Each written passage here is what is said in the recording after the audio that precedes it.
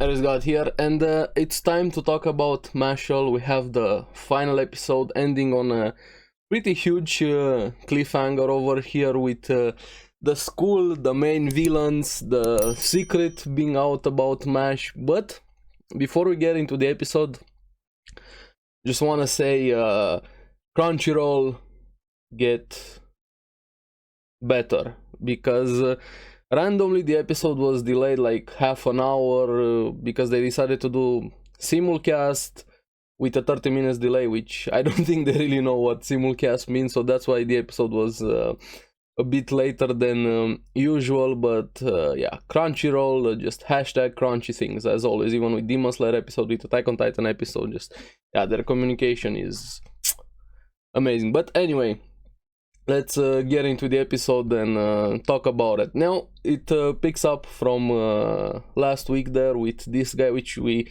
find out his name apparently is Cell War, which I kind of like his name, to be honest. Part of the Innocent Zero organization thing, or working for Innocent Zero. I don't know if that guy named the organization after him or he has a different name, but we're gonna see about that. Not Voldemort, by the way. But at the beginning we see a bit of a flashback with Abel and Abyss.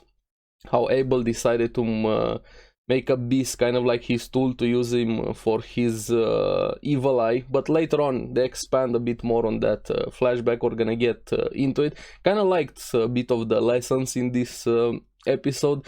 But there are also quite a lot of comedy, not just the action. Even more, one of the best relationship has to be, it started since the beginning of the series with Regro and Brad, both of them thinking about Mash for their own different reasons. Regro being worried, Brad wanting to advance using Mash, and I like them breaking a bit the fourth wall thing. Time on screen is very important, them finally having some screen time there, and back in the dungeon there, the group was still celebrating dungeon in the dungeon there, even after everything ended, or at least they thought it ended. And then we have Cell War just coming in like a T-pose guy flying. You see him there and just starts blasting all of them away because Mash wasn't there. He decided to go to the bathroom. Perfect timing. Why not? And he starts going in after Abel, chastising him, calling him useless. And here we see that Abel worked with them, gave them some information about Wahlberg, which I'm really curious what kind of information, because right now Wahlberg, we know he's very powerful, but he's also one of the most intriguing characters in the series. He seems to be connected to a lot of the things kind of the same way as Dumbledore was. I'm curious what exactly Wahlberg knows and what exactly he's doing behind the scenes. And this is where Cell War starts trying to kill Abel, and we have Mash coming in at the perfect timing with his cream puffs ready for the party to go on. And I think the fly got some action with Mash's nose. Well, he was breaking the tension that was happening. A random fly just goes and humps his nose and makes him sneeze. And all of the cream puffs go on top of Cell War. And he slams them down. But Mash was okay with it. I really like how he approaches things. He's not fazed by anything, or I think it's more ignorance is bliss than him not being fazed by anything. Saying, can I have my cream puffs back? I'm still gonna eat them. Now, the curious thing and the most interesting thing that happened in this episode was the reaction that Cell War was having to Mash. Besides them fighting, saying he got a headache from resonance. Later on in the episode he gets this weird mark on his hand, and apparently Mash is the one that they have been searching for, but we don't know what exactly that means. Even he was surprised to see this reaction and realize that Mash was there and looking at him. Is it really that dude and Mash with that dumbfound face, completely oblivious? But after that, Cell says first things first, goes back to try and kill Abel. With this, at first I thought it was spike magic, but apparently is some type of hardened carbon of some sort. I'm not sure about that. But Abyss jumps in, takes the hit for Abel, gets wounded pretty badly, kind of spiked there. But thankfully Mash saved his life by throwing a rock, doing all of that to make Selwar kind of miss vital hit points there. So Mash doing his own flash time sort of moves there. Now, what I really liked here, Mash finally getting a bit serious, angry, stomping the ground, and starts kicking rocks at this dude. I was like, okay, this guy is gonna get destroyed here. But what I liked, it wasn't that easy. You finally have an opponent that can more than stand up to Mash, because so far we have had some opponents that kind of damaged him a bit. Abel was the first one that he was able to wound Mash. Then we had Abel that more than put up a fight against him, but this time Mash felt like the underdog, with Selwar being in control of the fight here, even stopping that rock there. But the creepy thing he did after that, started licking it. I'm like, okay, so you're one of those types of characters, yeah? I get it. Okay, even Mash was like, why are you licking a rock? The very good question. Now, they start fighting. They have like 30 minutes before they can save Abyss before he dies. The power seems interesting, but he kind of seems like the bombardment type. I don't mean like explosion magic that Dot has. He just throws those carbon rocks, whatever they are, at somebody, overwhelming them quite a lot, and Mash was trying his best to protect Abel and Abyss. But the important thing also that happened this episode, Abel kind of started looking at things differently, a different perspective, remembering a flashback with his mother saying that we were just lucky to be born privileged. Luck, the advantage that we have right now, our social status, is just luck. And that flashback and what Mash did and everything that he was seeing right now kind of changes his perspective the more things were moving forward. And Mash telling him that Abyss did what he did because he was lonely his entire life. He was an outcast, and you were the one that gave him a reason to be needed. Even if you saw him as a tool, everybody was treating him like trash before, and that made him happy for somebody to consider him useful, needed. And Mash even kind of saw himself a bit in that, thinking, how would I have saw that situation here. And Abyss also remembering the prejudice, everything he suffered because of his evil eye, and this is where they can expand a bit more on that flashback we saw at the start, and how he's got a connection with Abel for what they did there. Now, during the fight, Mash was trying to protect them, but it got harder and harder. Selwar kept using stronger magic there with this carbon power that he had, and Abel has a change of heart, or a bit change of perspective, better way of putting it, and actually protects Mash before he could get very wounded, and thanks him for that. And this is where Mash takes advantage. After that doll gets destroyed, he walks out of one, uses it as a cover, and punches Selwar. But it's not gonna be that easy. This is why I'm saying Selwar and Innocent Zero, or the organization, seems to be actual powerful opponents, because this dude kind of had like a layer of armor. And even him saying, hey, first time somebody did this to me, even though it took me by surprise here, and start, what magic were you using? And I'm like, yeah, magic, Mash and magic. Yeah, he used magic. He definitely used magic. And Mash just, power. My magic is power. Of course it's power. Well, it kind of makes sense. It technically didn't lie. But this is where Selwar pulls out this mirror, and I'm like, this is gonna be a reflect type of mirror, right? Very obvious thing, and I'm just laughing in the back of my mind, and Dot starts explaining it for us and to everybody.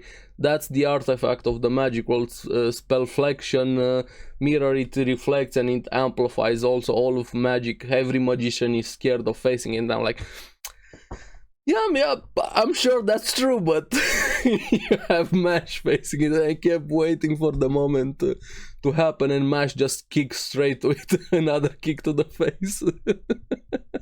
And all of them realize everything up to this moment, it's not magic. It hasn't been magic. And them thinking back of everything that Mash did.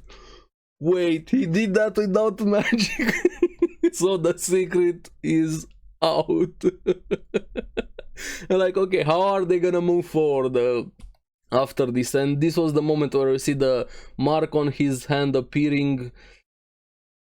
What is that? What does that resonance mean? Does he have a connection to Mash? Does he know who exactly Mash is? Do they have similar powers? Because this guy also kind of seems like he has strength when he stopped that rock right at the beginning of the fight, but we don't get a continuation of the fight because this guy finally introduces himself. Meanwhile, the reality was breaking behind him, like cracking a dimension, and you have those mummy undead hands. Now, was that his power? Probably his power. I feel like he was using the second type of magic, his summon, in a way, like we saw it with some of the others in the back, or maybe somebody else has teleportation magic, I don't know.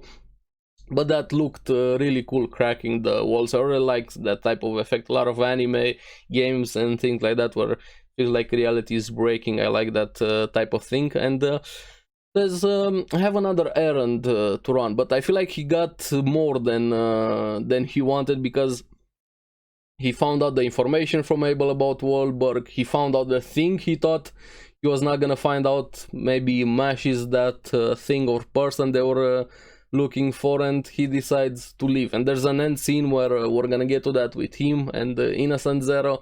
But after that we have apparently the handkerchief saved Abyss, gave him enough time for them to take him to infirmary, and Abel takes responsibility, saying he's grateful and he's gonna owe a favor to Mash. And this is kind of how I felt Abel is gonna turn out, like a complete turnaround. He's suddenly one of the good guys. He's probably gonna be in the middle there, or I'm curious what he's gonna do moving forward, and what type of punishment he's gonna get when Wahlberg comes back, because he's not here. Also Rain, I want to see more Rain here. But the best reaction was from the group.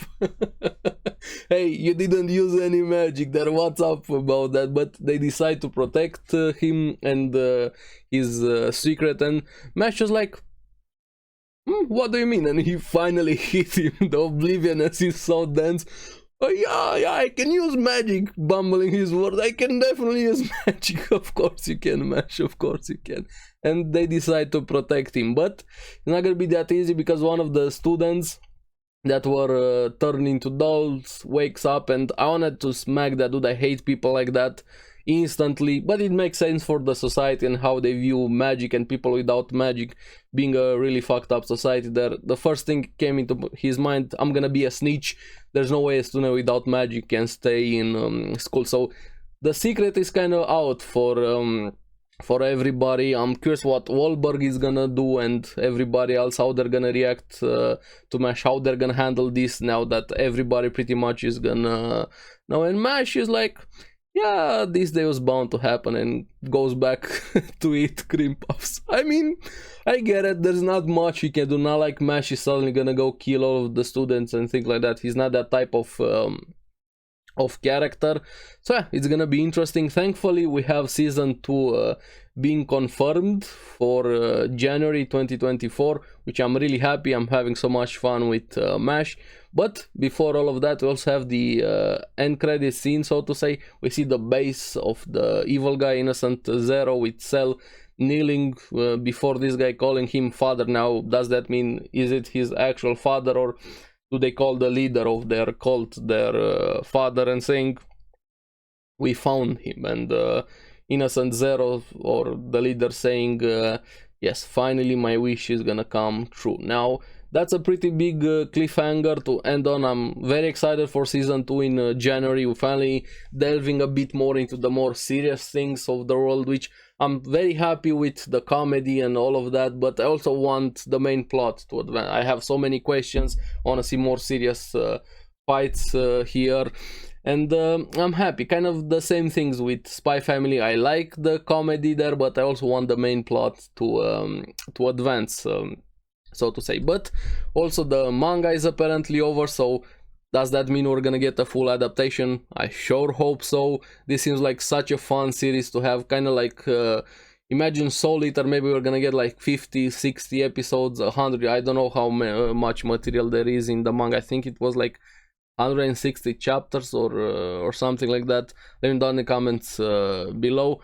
But yeah, overall a pretty fun series, but still feels just like the beginning of the world, the story, the universe, the characters here. I'm happy we're getting more, but I also hope we're gonna get more after that, because things are definitely more and more interesting right now, and a huge cliffhanger. Now I'm really curious what you guys thought about this episode, but also the series overall. How much fun did you had with Mashle, and if you're only anime, but also for the source material readers, what do you think so far of the adaptation? And we're gonna see in January. So as always, thank you very much for watching. Remember to like and subscribe, helps me quite a lot, and you guys get the latest videos on the series that I follow. And make sure to check out the podcast, because anime, also the latest 2 videos, top series, best series, sequels, and new series. Those 2 videos put a lot of work into, would mean a lot for me if you guys check them out. And I'm gonna see you again on the next one. New anime season starting, so bye bye.